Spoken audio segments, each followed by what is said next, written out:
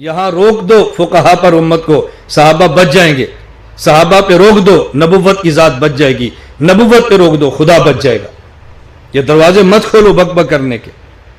میں کہتا ہوں تو بہت بڑی ہستیاں ہیں موجودہ دور کے علماء حق کو بک بک نہ کرو. میں بالکل کھلے عام کہتا ہوں، میری زندگی کھلی کتاب ہے. خلوت اور جلوت میں کوئی شخص ثابت نہیں کر سکتا. میں نے اپنے علماء جو مجھے بھی گندہ کھیں، میں نے ان کے خلاف کبھی ایک جملہ بھی کہا. اپنی زبانیں روک لو علماء کے خلاف، رک جاؤ گے آگے رکتے چلے جائیں گے، رکتے چلے جائیں گے. دین علماء کے علاوہ کون ہے جو ہمیں دے گا؟ ہمیں کون پڑھائے گا دین؟ میں بات سمجھانے کے لیے عرض کرتا ہوں، ڈاکٹر فوت ہو جائے اور اس کا بیٹا نبینہ ہو تو وراثت کے لیے اس نبینے بیٹے کا انتخاب ہوگا یا کسی دیکھنے والے بچے کا؟ ڈاکٹر آئی اسپیشلسٹ ہے، آنکھوں ڈاکٹر ہے، اور بیٹا نبین ہے. کیوں؟ بیٹے کی آنکھیں ہوں یا اندھا ہو، وارث یہی ہے. باپ پہلوان ہے، وہ مر جائے اور بیٹا لنگڑا ہے تو اسی کو وارث سمجھیں گے کسی اور کو سمجھیں گے؟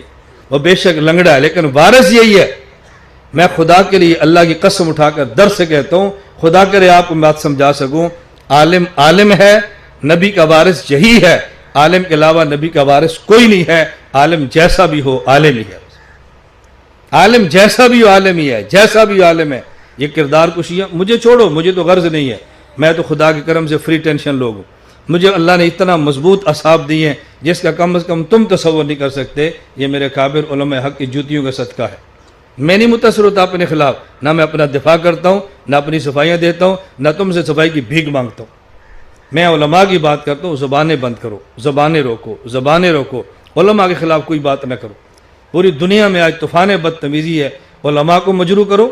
علماء سے امت کو کاٹ دو گے، جس فتنے میں چاہو لے جاؤ. علماء کے ساتھ امت کا اعتماد جڑ جائے گا، تمہیں کوئی گمراہ نہیں کر سکتا. اللہ میں یہ باتیں سمجھنے کی توفیق عطا